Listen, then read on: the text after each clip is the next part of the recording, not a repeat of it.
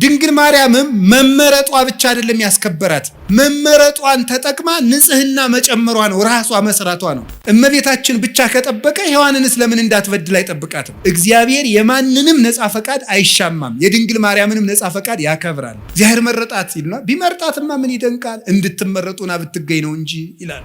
ሐዋርያት ተበተኑ ተብሎ ተጽፏል። አብርሃም በደለ ተብሎ ተጽፏል። ማርያም ይሄን አረገች ተብሎ አልተጻፈም። አንደበቷ ክርክም ያለ ነውር የሌለባት ዱባቱ ነው። እሺ እንደኛ እኮ ብዙ የሚጣል ነገር አለን። እንደው እግዚአብሔር ሰውን ላድን ብሎ ወደ ማርያም መጣ ነው የማገኘው መጽሐፍ እኮ የሚለኝ። እናንተ ምን አለባችሁ? አይወርዳችሁ አይሞቃችሁ? እናንተ ኳስ ነው የሚደንቃችሁ፣ ተጃጅላችሁ ያለቃችሁ ሰዎች። ትንቢተ ሕዝቅኤል ምዕራፍ 44 እኮ ስለ ማርያም የሚመለከት አይደለም ይላል። ብልህና ጅል ተከራክረዋሉ፣ ጅል አሸነፋሉ። ምን ብሎ ሲባል እምቢ ብሎ። እንዲሁ እኮ ይገርማል። እንዲሁ ምን ይሻላቸዋል? እኔ ስፔሻሊስት ዶክተር ነኝ ብል ምን ትላላችሁ? ዮሐንስ 8:12 ላይ እኔ የዓለም ብርሃን ነኝ አለ። እሱ የዓለም ብርሃን ከሆነ ልጇ እመብርሃን የምትባል ምንድን ነው? በዚያውም የዓለም ብርሃን ኢትዮጵያ ናት የምትሉ ሰዎች አርፋችሁ ተቀምጡ። 3 ሰዎች ነፍሴን አበጻችኋት አለ። ሴሰኛ ሽማግሌ፣ ንፉግ ባለጸጋ እና ትዕቢተኛ ድሃ እንዲሁ ነፍሴን አበሳችኋታል። እኛ ኢትዮጵያውያን እመብርሃን እንዲሁ አንተ ወንጌል ምን አለ? አይን ምቀኛ ነው እንዲህ አለ። እናቱ ደግሞ ማለት እናት ነው። እመብርሃን ማለት የብርሃን እናት ነው። እንዲሁ ያማሃል። እመብርሃን ማለት ምንድን ነው የሚቸግር? ምቀኝነት እኮ ነው። ራእይ ድረስ ነው። ሙሴ ስለሱ የጻፈለትን ነቢያት የተነበዩለትን ማስያስ የሚሉትን ክርስቶስን አገኘነው አለ። ማን የጻፈለትን? እግዚአብሔር ይስጣችሁ። ሕፃናት ሁሉ ሙሴ ይላሉ። ደስ ይላሉ እኮ እንደው ሕፃናት እያወሩ ነው የሚሰሙ። እንደ ሴቶቹ እያወሩ ይሰማሉ አይደል? ሰምተው ካላችሁ ብዙ ጊዜ የሴቶች ማህበር ወግ ይበዛዋል፣ ግን እያወጉ ይሰማሉ። የሚያስገርማችሁ ነገር እኔ ይገርመኛል። እያወሩ የሚሰሙ ሴቶች ናቸው እና መልቲታስክ የሚሸከሙ ጎበዞች ናቸው። እሺ ለምንድን ነው እያወሩ እንዲሰሙ አድርጎ የፈጠራቸው ብዬ ሳስበው እኔ ብዙ ልጅ ቢንጫጫባቸው የሁሉንም መንጫጫት እንዲሰሙ ነው መሰል እላለሁ። ያኛው እማማ ቢል ሁሉንም ይሰሙታል። እና ደግሞ ሴቶች ማህበር ውስጥ ተቀምጠው እየጠጡ ከውጭ ልጅ ቢያለቅስ የልጃቸውን ድምፅ እያወሩ ይሰማሉ። አይገርማችሁም? በጣም ነው የሚገርመኝ። እኔ እናትነት ትልቅ ነገር ነው። ከቃሉ ጋር ናችሁ። ስለዚህ እግዚአብሔር ታቦት ስላለው ታቦት እመቤታችን ናት። መጀመሪያ ከማይነቅዝ እንጨት ማለት ምን ማለት መስላችሁ? ከማይነቅዝ ነቀዝ መብላት ማለት ምን ማለት ነው? መቆንቆን መንቀዝ ምንድን ነው? እርግማን ኃጢአት ማለት ነው። ከማይነቅዝ እንጨት ታቦቱን ስራው አለ።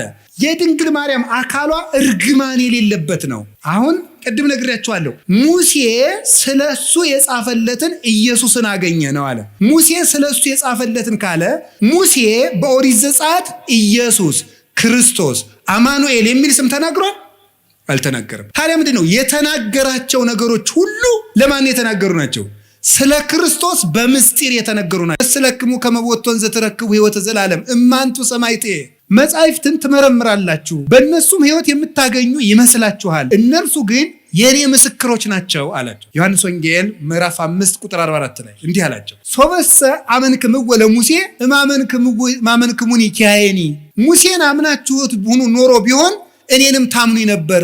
እስመ ውእቱ ጸሐፈ በእንቲአየ፣ እሱ ስለኔ ጽፏልና አለ። ዮሐንስ 5:46 ላይ እሱ ስለኔ ጽፏልና ሙሴን ብታምኑ እኔንም ታምኑ ነበር አለ። እንግዲህ በሙሴ የተጻፈው ጽሑፍ ሁሉ ለክርስቶስ ቀጠሮ ነበር ማለት ነው። ገባችሁ?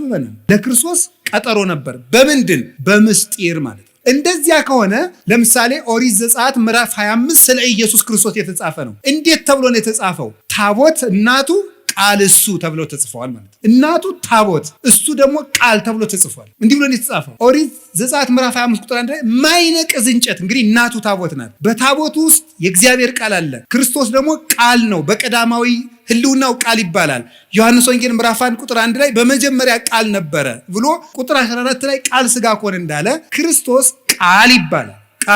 ስለዚህ በታቦት ውስጥ ቃል አኑርበት ማለት በታቦት በድንግል ማርያም ማህፀን ቃል ወልድ አድሮ ስጋ ነፍሶ ስግው ቃል ክርስቶስ ሆነ፣ በተዋህዶ ራሱን ገለጠ ማለት ነው። ስለዚህ እመቤታችን ታቦት ናት። ክርስቶስ ምን ይሆናል? ቃል ይሆናል። እንደዚያ ከሆነ ቃሉ የሚገባበትን ታቦት የማይነቅዝ እንጨት ይሁን ማለት ድንግል ማርያም እግዚአብሔር የሚያድርባት ስለሆነች የእሷ አካል እርግማን የሌለበት ነው ማለት። የማይነቅዝ እንጨት ነው። መንቀዝ ማለት ብሌት ማለት እርጅና ማለት ምን ማለት ነው? ኃጢአት፣ እርግማን ማለት ነው። ሁለተኛ ቆሮንቶስ ምዕራፍ 5 ቁጥር 18 ላይ እነሆ በክርስቶስ ሁሉ አዲስ ሆኗል፣ አሮጌው አልፏል ብሏል። አሰስሉ ብሁአ ብሉየ አሮጌውን እርሾ አስወግዱት ከመትኩኑ ለሐዲስ ሐሪጽ ለአዲሱ እርሾ ለክርስቶስ ተዘጋጁ ዘንድ አሮጌውን እርሾ አስወግዱ።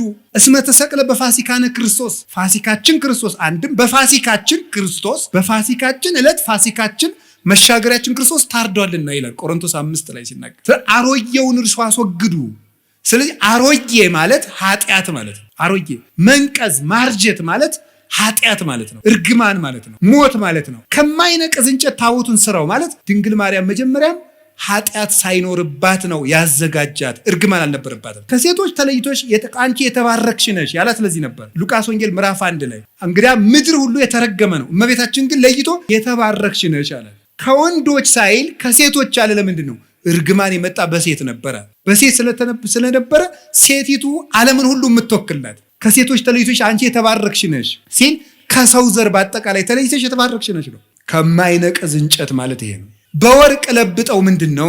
በወርቅ ለብጠው ማለት ነው። ልብ ብላችሁ ስሙ የእግዚአብሔር ቤተሰቦች። መጀመሪያ ከማይነቅዝ እንጨት ስራው ማለት እንጨቱ መጀመሪያ በተፈጥሮ ይሄ ሁሉ ታቦቱ ረጅም ዘመን ሲቀመጥ እንዳይነቅዝ ነው። ከማይነቅዝ እንጨት ስራው አለው፣ እንዳይፈርስ ነው። ይሄ ማለት ምን ማለት ነው? ድንግል ማርያም መጀመሪያ አካሏ የአዳም ሸክም የሌለበት እርግማን የሌለበት አድርጎ እግዚአብሔር አዘጋጀው። እንዴት ይሆናል? በእግዚአብሔር ኃይል ይሆናል። ታምር ነው የሷ ነገር። ከማይነቅዝ እንጨት በወርቅ ለብጠው ማለት ደግሞ ወርቅ የተባለ አንድኛውን ከማይነቅዝ እንጨት ተፈጥሮ ተሰርቶ ደግሞ ወርቅ ሲለበጥበት ታቦቱ ለብዙ ዘመን የሚኖር ይሆናል ማለት ነው።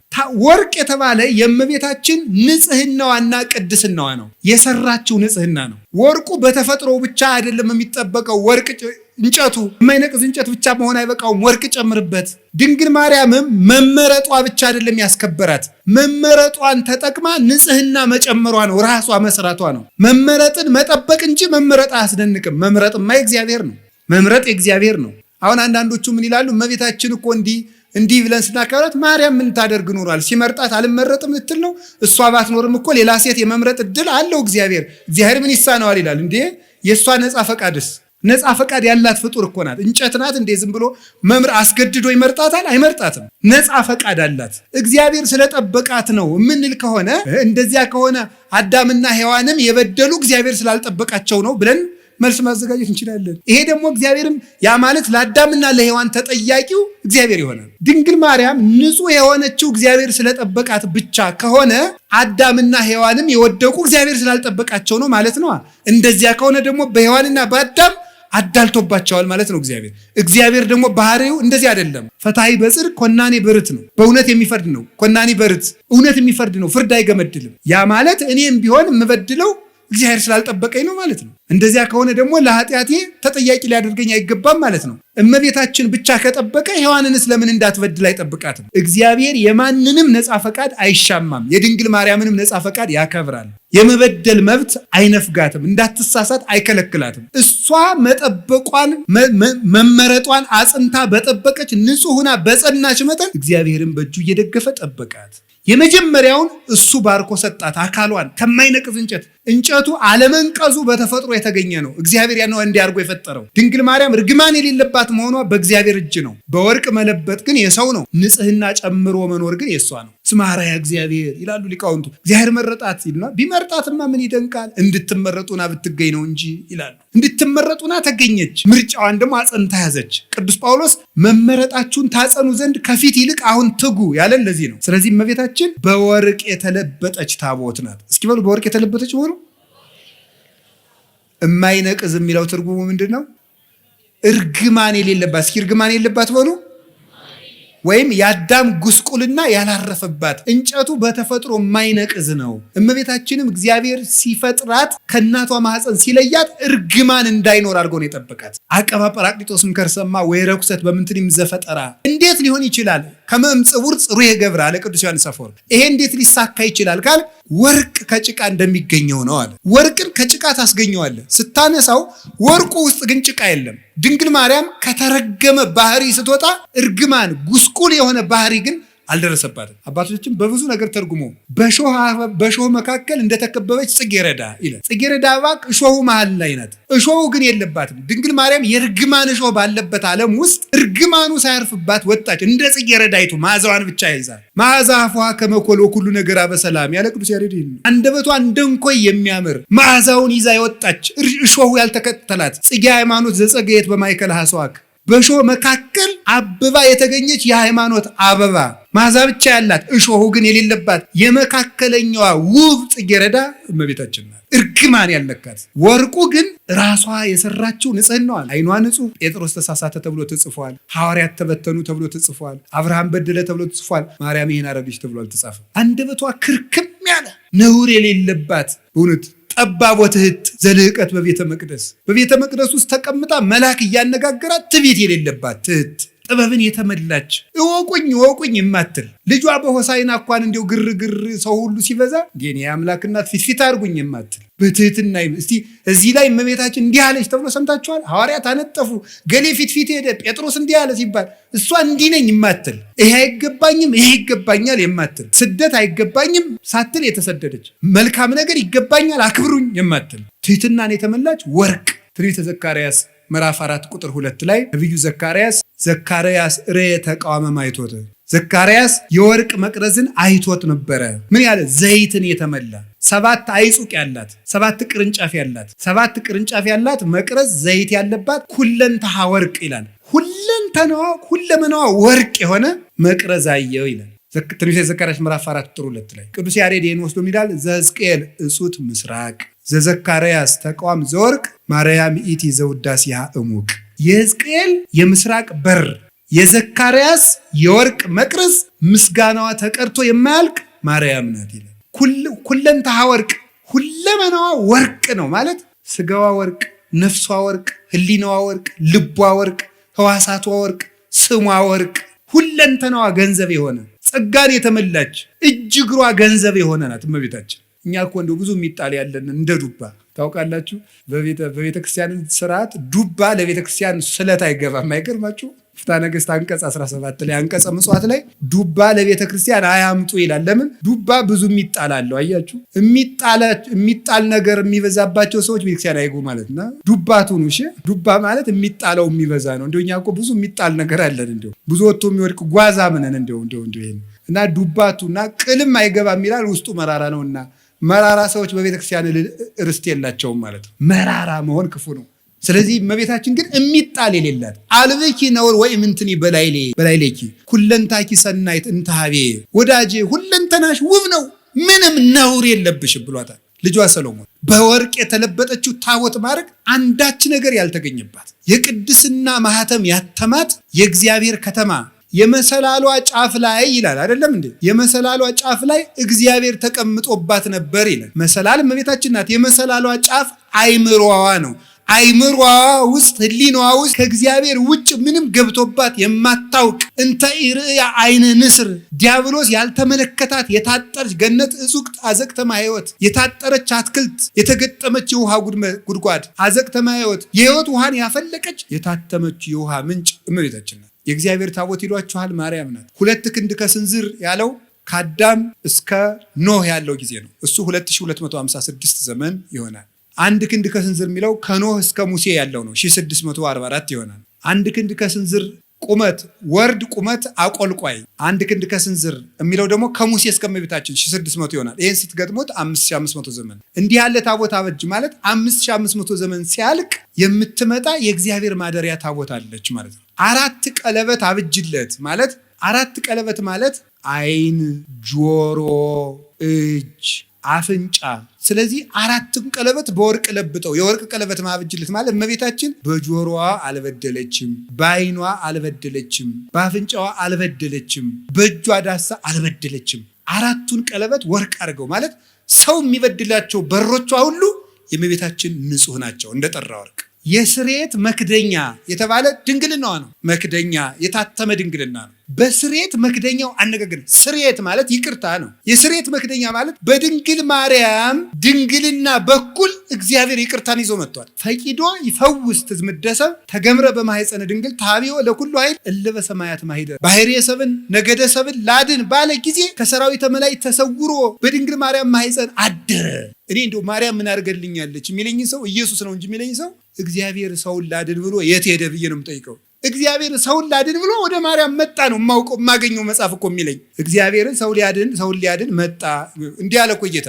እስመ መጽአ ወልደ እጓለ እመሕያው ከመ ይህስስ ወያድን ዘተሐጉለ። የሰው ልጅ የጠፋውን ሊፈልግና ሊያድን መጥቷል አለ ማቴዎስ 18 ላይ። የሰው ልጅ የጠፋውን ሊያድን መጥቷል። የሰው ልጅ ክርስቶስ የጠፋውን ሊያድን መጣ። የጠፋውን ሊያድን ሲመጣ ወዴት መጣ? መጀመሪያ ወደ ድንግል ማርያም መጣ። እግዚአብሔር ድህነትን ይዞ ጉዞ የጀመረባት ገብቶ የከተመባት የድህነት ሀገር፣ የፈውስ ሙዳይ፣ የሃይማኖት ከተማ እመቤታችን። እዚህ የስርየት መክደኛው ይቅርታ የተገኘበት ድንግልና ያላት የሔዋን ድንግልና ሞት ነበር ያመጣብን። የይቅርታ ድንግልና የማን ድንግልና ይቅርታ አምጥቶልናል? ይቅርታ እኮ ክርስቶስ ነው። ምህረት ክርስቶስ ነው። ጠለ ምህረት፣ የምህረት ዝናብ፣ የምህረት ጠል፣ የምህረት ውሃ፣ የምህረት ፀሐይ፣ የምህረት ብርሃን ክርስቶስ ነው። የምህረት ዛፍ ክርስቶስ ነው። የምህረት ፍሬ ክርስቶስ ነው። እሱን ያስገኘ ድንግልና የድንግል ማርያም ነው። ምህረት የሰጠ ድንግልና፣ ምህረት የፈሰሰበት ድንግልና፣ ምህረትን ዓለም ያሳየ ድንግልና የማርያም ድንግልና ነው። ዝም ብሎ ድንግልና አይደለም። ጓዲድ አብዩቱ ስብሐተ ድንግልናኪ በማርያም ድንግል ፍጽምት በድንጋሌ ስጋ በድንጋሌ ነፍስ ህትምት የምትሆኝ እመቤታችን በክብረ ወሊድ ላይ የተሰጠች ክብረ ድንግልና አብይ ነው፣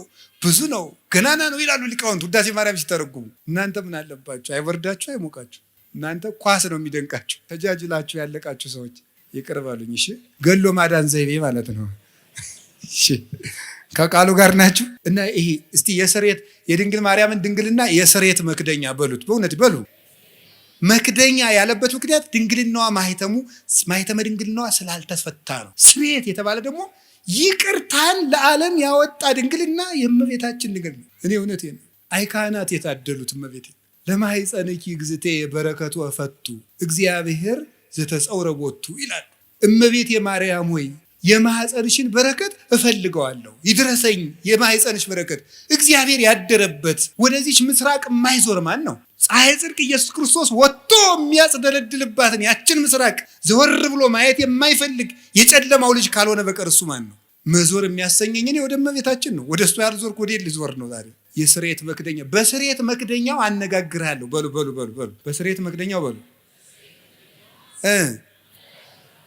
እመቤታችን ድንግል ላይ መክደኛው ማለት ታቦቱና ታቦቱ የሚጋጠምበት መግጠሚያው ላይ ነው። ጫፉ የታችኛውና የላይኛው የሚጋጠሙበት መግጠሚያው። ይሄ የስርየት መክደኛ የእመቤታችን ድንግልና ነው። የስርየት መክደኛ የተባለበት የእመቤታችን ድንግልና መጀመሪያ ብቻ ክርስቶስን ወልዶ ያቆም አይደለም፣ ዘላለም ይቅርታን ያሰጣል። ከልጇ ጋር እያስታረቀ እንማጸንበታለን። ባቀፉህ እጆቿ፣ በሳሙ ከንፈሮቿ፣ ባዘለ ጀርባዋ፣ በወሰነችው ማኅፀኗ ብለን እንማጸናለን። ዛሬም ይቅርታን ይሰጠናል። ስለዚህ የድንግል ማርያም ማኅፀኗ የይቅርታ ማኅፀን ነው። አነጋግርሃለሁ ማለት ምን ማለት ነው? የድንግል ማርያም ማኅፀን የሃይማኖት መስበኪያ ነው። የሃይማኖት ምስክር ነው። የእምነት መግለጫ ነው። ወትሜሄሮሙ ሰጊደ ለስሉስ ማሕየዊ ለማሕየዊ ሥላሴ ስግደትን የምታስተምርላቸው ናት። ድንግል ማርያም እምነትን የምትገልጥ ናት እንጂ እምነትን የምትጋርድ አይደለችም። እመቤታችን ዘላለማዊ ድንግልና ነው ያላት። የስርየት መክደኛው አይፈታም። ለምንድን ነው የማይፈታው? አካላዊ ቃል ነው የገባበት። እግዚአብሔር ቃል ነው ያደረበት። ለምን ሲባል እግዚአብሔር የሚነጋገርበት የስርየት መክደኛ ነው። ያ ማለት የድንግል ማርያም ማኅፀን የእምነት ሰባኪ ነው። እንዴት ነው የሚሰብከው? ሳትወልድ ድንግል ናት። እስኪ ሳትወልድ ድንግል በሉ። ስትወልድ ድንግል በሉ። ከወለደች በኋላ ድንግል በሉ። ይሄ ማለት ምን ማለት ነው? በስርየት መክደኛው ምን እልሃለሁ ነበር ያለ? ዘብዛባ ሁኜ እንዳይመስላችሁ እሺ። ነገርን ከነገር ለማገናኘት ነው የምደግመው። እሺ፣ በስርየት መክደኛው ምን አረጋለሁ ነው ያለው? የስርየት መክደኛ ያልነው በሐዲስ ኪዳን ሲተረጎም ምንድን ነው? የእመቤታችን ምንድን ነው? ድንግልናዋ ነው የስርየት መክደኛ። ስርየት የተባለ ይቅርታን የሰጠ ክርስቶስ ከማን ስለተወለደ ነው? ከእመቤታችን ስለተገኘ። እንደዚያ ከሆነ ሳትወልድ ምንድናት? ድንግል በሉ። ቀጥሉ። ስትወልድ፣ ከወለደች በኋላ ለምን በሉ እንጂ።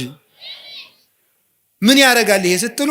ለልጇ ምስክር ስለሚሆን። ምን ኢየሱስ ክርስቶስ ሳይወለድ አምላክ በሉ፣ ሲወለድም አምላክ፣ ከተወለደ በኋላም አምላክ። ስለዚህ ዕብራውያን 13 ቁጥር 8 ላይ ኢየሱስ ክርስቶስ ዘተማለሙ ወክም መውት እስከ ለዓለም፣ ኢየሱስ ክርስቶስ ትናንትም ዛሬም እስከ ዘላለሙ ድረስ ያው ነው ይላል።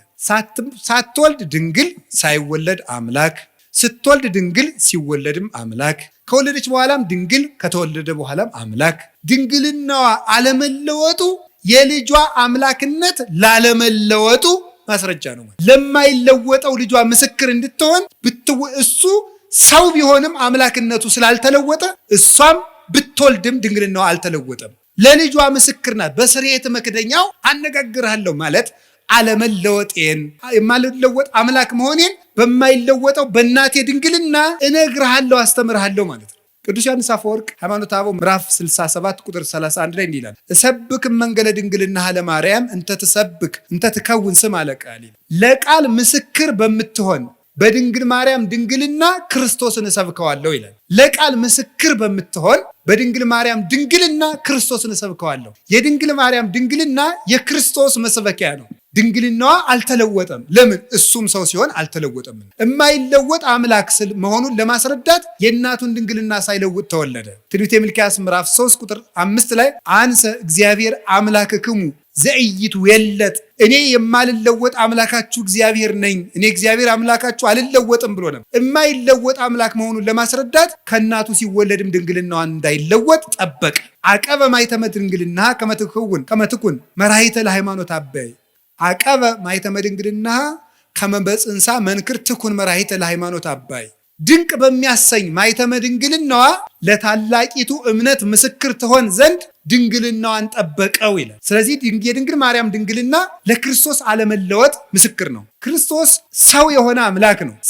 ሰው ብቻ አይደለም፣ አምላክ ብቻ አይደለም፣ ሁለትም አይደለም፣ ነጠላም አይደለም። ሰውነቱ በአምላክነት እንዳልተለወጠ ድንግል ስለሆነች እናትነት አልቀረባትም። አምላክነቱ በሰውነት እንዳልተለወጠ ድንግልናዋ በእናትነት አልተለወጠባትም። አምላክ ወሰብ ስለሆነ ሁለት ባህሪ እንደማይባል ሁሉ ድንግልም እናትም ስለሆነች ሁለት ሰው አይደለችም። እናቱ አንድ ሁና ድንግልም እናትም እንደሆነች ክርስቶስ አንድ አካል አንድ ባህሪ ሲሆን አምላክነቱ በሰውነት ሰውነቱ በአምላክነት ያልተለወጠበት በተአቅቦ የሚኖር በተዋሂዶ ክብሩን የገለጠ ስግው ቃል ወልድ ዋሕድ አምላክ ወልደ አምላክ ይባላል። እንግዲህ ከገባችሁ ይገባችሁ፣ ይገባችኋል፣ ደግሞ ይገባችኋል።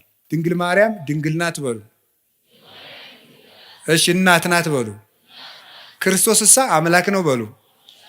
ሰው ነው በሉ። ደግሞ ድንግል እናት ግን ሁለት ናት።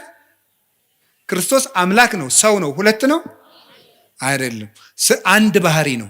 ስለዚህ የተዋህዶ ምስክር ናት ማለት ነው። የተዋህዶ ምስክር እንድትሆን ድንግልናዋን የጠበቀበት ምክንያት ለዚህ ነው። ስለዚህ እግዚአብሔር በዚህ ነግሮናል። ትንቢተ ሕዝቅኤል ምዕራፍ 44 ቁጥር 2 ላይ ድንግል ማርያም ድንግል ሆና የሆነችውና በዘላለም ድንግልና የቀጠለችው ድንግልናዋ ያልተለወጠው ለምንድን ነው ብትሉ፣ አንደኛ ለልጇ ምስክር እንድትሆን ነው። አሁን ባልኳችሁ የልጇን አለመለወጥ እንድትመሰክር፣ የልጇን ተዋሂዶ እንድትመሰክር፣ ለልጇ ምልክት እንድትሆን። ትንቢተ ኢሳይያስ ምዕራፍ 7 ቁጥር 11 ላይ እግዚአብሔር ይውበክሙ ትእምርተ፣ እግዚአብሔር ምልክት ይሰጣችኋል፣ ድንግል በድንግልና ጸንሳ በድንግልና ትወልዳለች፣ ስሙንም አማኑኤል ትለዋለች አለን። ማቴዎስ ምዕራፍ 1 ቁጥር 23 ላይ በነቢይ የተነገረው ይፈጸም ዘንድ ስሙን አማኑኤል በለው፣ ድንግል በድንግልና ትወልዳለች፣ ስሙም አማኑኤል ይባላል የተባለ ይፈጸም ዘንድ አለ። እግዚአብሔር ምልክት ይሰጣችኋል፣ ድንግል ትወልዳለች አለ።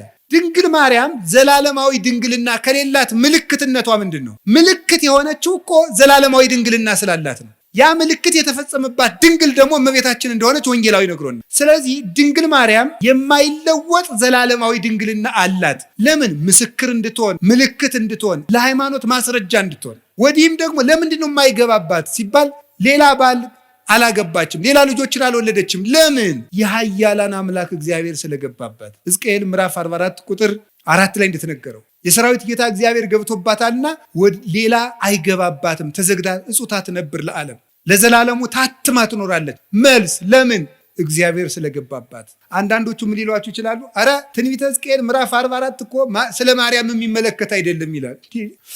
አይድረስ እኮ ነው እናንተ። ደንቆሮና እንትን አሉ እንደ ብልህና ጅል ተከራክረው አሉ፣ ጅል አሸነፋሉ። ምን ብሎ ሲባል እምቢ ብሎ እንደዚህ ነው። ምንድነው የሚለው? እምቢ እንደዚህ ነው። መልሱ ምንድን ነው? አይደለም። እንዴት ብሎ አይደለም ይባላል? እንዲሁ እኮ ይገርማል። እንዲሁ ምን ይሻላቸዋል? እንዲሁ ድንቁርና እንዲሁ ነውር ነው። ድንቁርና እንዲሁ ጥበብ ቤቷን ሰራች እንደተባለ ጥበብ ድንቁርና ቤቷን ሰራች፣ 7 ምሰሶን ማቆመች ያስብላል። እነዚህ እኮ ስለ እመቤታችን አይደለም ለማለት ምንድን ነው ማስረጃ? አንድ እኮ እንዲሁ የመጽሐፍ ቅዱስ መንፈሳዊ ሕይወት አለ። በስነ ጽሁፍም ቢሆን ሕግ አለ። አንድ በስነ ጽሁፍም እኮ እንዲህ ነው ለተባለ ባለሙያዎቹ ሀሳብ ሲሰጡበት ነው። ባለሙያዎቹ ሀሳብ ይሰጡበታል። ሙያ አለው እኮ። እስቲ አሁን እኔ ብድግ ብዬ እኔ ስፔሻሊስት ዶክተር ነኝ ብል ምን ትላላችሁ? ይሄ መነኩስ ያበደ አትሉም? እንደዚህ እኮ ነው ያላችሁ። ሙያ ያለው ነው። ባለሙያውን ነው የምትጠራ። መቼም ኩላሊት ልብ ሳስበው በግራ ጡት ዝቅ ብላ ነው ያለች፣ እስቲ ኦፕሬሽን ላድርግ አይባልም። እንዲህ ሳስበው ተብሎ ስራ አለ የለም።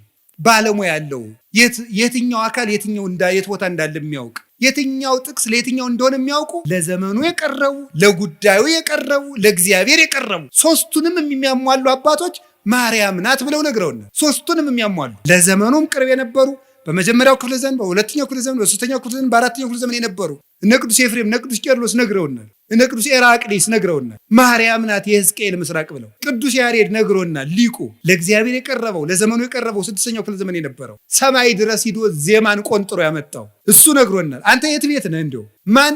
ስለዚህ ለዘመኑ ቅርብ ናቸው፣ ለጉዳዩ ቅርብ ናቸው። መጻሕፍትን ጥሬ ቆርጥመው እግዚአብሔርን በሱባኤ እየጠየቁ የተማሩ ናቸው። ለእግዚአብሔር ቅርብ ናቸው። ሽንገላ ክዳት የሌለባቸው ሊቃውንት፣ ሐዋርያውያን አበውን የተከተሉ ሊቃውንት ማርያም ናት፣ የምስራቂቱ በር ማርያም ናት። ደሞስ ምን ይጎልባታል ብትባል ዮሐንስ 8:12 ላይ እኔ የዓለም ብርሃን ነኝ አለ። እሱ የዓለም ብርሃን ከሆነ ልጇ እመብርሃን ብትባል ምንድን ነው ኖሩ?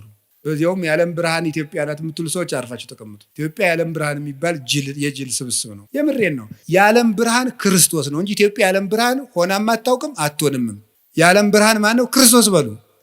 የዓለም ብርሃን ማን ነው? ክርስቶስ ነው። ኢትዮጵያ የዓለም ብርሃን አይደለችም። ማን ያላችሁ እንደዚህ? ከቤተ ክርስቲያን ሰውን ለማጥፋት የሚዘየድ ስብስብ ነው። ብር ካጣችሁ ነግዱ። እኔ እውነቴን ነው። ነግዱ፣ ስሩ። እንዲህ እውነቴን ነው። የኢትዮጵያ ሰው ብር መናቂያ ይወዳል፣ ስራ መናቅ ይወዳል። ብር ደግሞ ለ2 ሺህ ብር ይላል። ወይ ጥጋ እንዲው እናንተ አንዳንዱ ደግሞ ኩራት ራት ነው ይላል። እንዲው ከመጨለት ወዲህ ነው ራቱ ነው የሚያውቁ ኩራት። እንዲው እስቲ ቅመሰው እንዲው እየኮራ 3 ቀንጠኛና እንዲው ሲለበልብ ታገኘዋል። እንዲው እውነቴን ነው። ስሩ ልቅ ኩራት ራቱ ነው ያውቅ። ሲራክ ምን አለ? 3 ሰዎች ነፍሴን አበጻጯት አለ። ሴሰኛ ሽማግሌ፣ ንፉግ ባለጸጋ እና ትዕቢተኛ ድሃ እንዲው ነፍሴን አበሳጯታል። ይውላችሁ እሱ ነው የምነግርህ። ስሩ ዝም ብላችሁ። እኛ ኢትዮጵያውያን ምንም የሚጠቅም ነገር የለም። መስራት፣ መጽደቅ፣ መፎከር ምንም አያመጣም። መስራት፣ መጽደቅ፣ መልካም መሆን። ኢትዮጵያውያን መልከኞች፣ ሰራተኞች እንኳን የእግዚአብሔር መጽሐፍ እነ ሄሮዳትስ የታሪክ ጸሐፊዎች ሁሉ ምንድን ያለ ኢትዮጵያውያን ማለት ጨዋታ የሚያውቁ ጥበብ የሞላባቸው ቤታቸውን ከመንገድ ዳር ሰርተው በሞት የብሉልኝ ሊጠጡልኝ የሚያውቁ ሰውነታቸውን የሚያድሱበት የጠራ ውሃ ያላቸው መቼም እሱ ጸበል አይለን ነገር የተባረኩ ሕዝቦች ናቸው ተብሎ ተጽፎልናል። ያንን ነው መጠበቅ። ስለዚህ እንዲሁ ሲታጣ አሁን የሥራ መፍጠሪያ ሃይማኖት እየሆነ ስነ ስርዓት ያዙ። የዓለም ብርሃን ክርስቶስ ነው። እመብርሃን ደግሞ ድንግል ማርያም ናት። እመብርሃን እንዲሁ አንተ ወንጌል ምን አለ? አይን ምቀኛ ነው እንዲህ አለ። እንዲሁ አይን ምቀኛ ነው ወይ? ልጇ ብርሃን ከሆነ እናቱ ደግሞ ማለት እናት ነው። እመብርሃን ማለት የብርሃን እናት ነው። እንዲሁ ያማሃል። እመብርሃን ማለት ምንድን ነው የሚቸግርህ? ልጇ ብርሃን ነኝ አለ። እንደወለደችው ደግሞ ነገረው። ያው ወንጌል እንዴት እመብርሃን አትላትም? ምቀኝነት እኮ ነው። ራይ ድረስ ነው። እንዲሁ በማይደረስበት ይቀናል እንዴ? ትባሸቃላችሁ እንዴ? ጠላት ከፈለጋችሁ ሰይጣን አልላችኋል እንዴ? እሱን አትሰላለፉትም? እንዲሁ ማርያም ምን አደረገቻችሁ? ምሕረት አዝላ በመጣች። ስለዚህ የእግዚአብሔር ቤተሰቦች እመቤታችን የብርሃን እናቱ የፀሐይ ጽድቅ እናት ናት። ስለዚህ ለምንድን ነው ድንግል ማርያም ዘላለም ድንግል መሆን ያስፈለጋት ሲባል ቅድም እንዳልኳችሁ ለልጇ ምስክር እንድትሆንና እግዚአብሔር ስለገባባት ነው። በእግዚአብሔር ዙፋን ፍጡር አይቀመጥም። እኔ ቀናተኛ አምላክ ነኝ፣ ክብሬን ለሌላ አልሰጥም ይላል የሰራዊት ጌታ እግዚአብሔር። እግዚአብሔር የገባባትን ማህፀን፣ እግዚአብሔር የተቀመጠበትን ዙፋን ማንም ይቀመጥበት?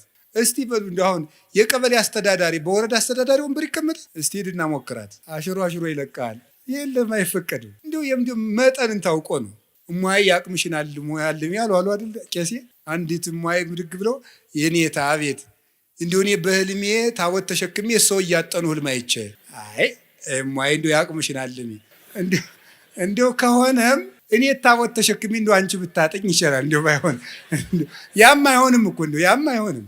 እንደው በየት አልፎ ባይቲ ሀሊፈቂ ድጓታ ሚረቂ ያለ እንደው ነውር እኮ ነው። መጠን አለው ነው እግዚአብሔር። አባቶች ይላሉ በጳጳስ ወንበር ኤጲስቆጶስ አይቀመጥም፣ በንጉሥ ወንበር መስፍን አይቀመጥም። እግዚአብሔር በገባበት ዙፋን ፍጡር አይደርስም ፈጽሞ። እንዴት ያለስ ደፋር!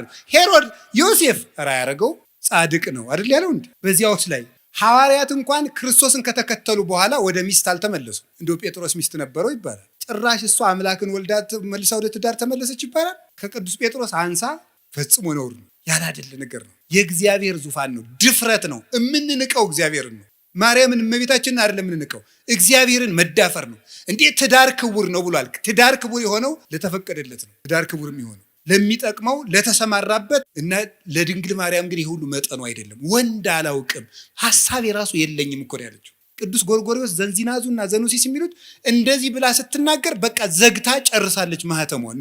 ፈጽሞ ሐሳብ ራሱ ብልጭታ የሚባለው ራሱ መጥቶባት አያውቅም ስላለ የምታስበው እግዚአብሔርን ብቻ ነው። እንዲህ ያለች ነው የስርየት መክደኛ ያሰኛት ይሄ ነው። አማናዊት ታቦት እመቤታችን ናት። እመቤታችን ቅድስት ድንግል ማርያም ይሄ ታቦት ምን ያርፍበት ነበር? ብርሃን። እስቲ ብርሃን በሉ። ያ ብርሃን ማን ነው? ክርስቶስ ነው። ብርሃን ያረፈባት ታቦት እመቤታችን። ያንን ብርሃን ምን ይከበው ነበር አልኳችሁ? ምን አለ? መንፈስ እግዚአብሔር ቅዱስ ይመጽእ ላዕሌኪ ወኃይለ ልዑል ይጼልለኪ። የእግዚአብሔር መንፈስ ባንቺ ላይ ይመጣል፣ የልዑል ኃይልም ይጋርድሻል። ሀብተ መንፈስ ቅዱስ የተጋረዳት፣ መንፈስ ቅዱስ በሀብተ መንፈስ ቅዱስ የተጋረደች። ቅዱስ ቄርሎስ ሲናገር መኑ ውእቱ ዘከማከ ዘከለለ መንበሮ በእሳት ይላል። ቅዳሴ ቄርሎስ ላይ ሲናገር መንበሩን በእሳት ያጠረ እንዳንተ ማን ነው ይላል። መንበር እናቱ ናት። በእሳት መታጠሯ መንፈስ ቅዱስ ይጋርድሻል መባሏ ነው። የታጠረች መንበር ናት። ያችን እሳት ደፍሮ እንኳንስ ኧረ ተው ጎበዝ፣ እንኳን እመቤታችንን እኮ የሰማዩን ዙፋን እንኳን እናቱ አይደለም እኮ ያ ዙፋን፣ ያንን እኮ ኪሩቤል ፊታቸውን ሸፍነው ነው ማየት አይቻልንም ብለው ማርያም እመቤታችን እንኳን ሊዳስሳት ሰው በስጋዊ ፈቃድ ሊቀርብ ይቅርና የሰማዩን እንኳን ማየት አልተቻላቸው። እቺ ደግሞ እናቱ ናት። ስለዚህ እመቤታችን ቅድስት ድንግል ማርያም የእግዚአብሔር ዙፋን ናት። ደመና መንፈስ ቅዱስ የጋረዳት ናት። መስዋዕት ያርግ ነበር በታቦቱ። እመቤታችንንም ጸሎት እናሳርግባታለን ታቦት ስለሆነች። ቅዳሴ መሃል እመቤታችን ለምንጠር ለምን ተፈስሒ ወዘንስእለኪ ዳይና ቅድስት ምልዕተ ክብር ድንግል በኩሉ ጊዜ ወላዲተ አምላክ እሙለ ክርስቶስ አይርይ ጸሎተነ ዲበ መልዕልት አበ ፍቁር ወልድኪ። ሌላ የለው። ድነተ ስጋ ድነተ ነፍስን የምንለምንሽ ክብርን የተሞላሽ ቅድስት ሆይ ደስ ይበልሽ። ወደ ልጅሽ ወደ ወዳጅሽ ወደ ላይ ጸሎታችንን አሳርጊ። በቃ የለ ታቦት ናታ። እስራኤል በታቦት ጸሎት ያሳርጉ ነበር። እኛ በእመቤታችን ታቦትነት ጸሎትን ወደ ልጇ እናሳርጋለን።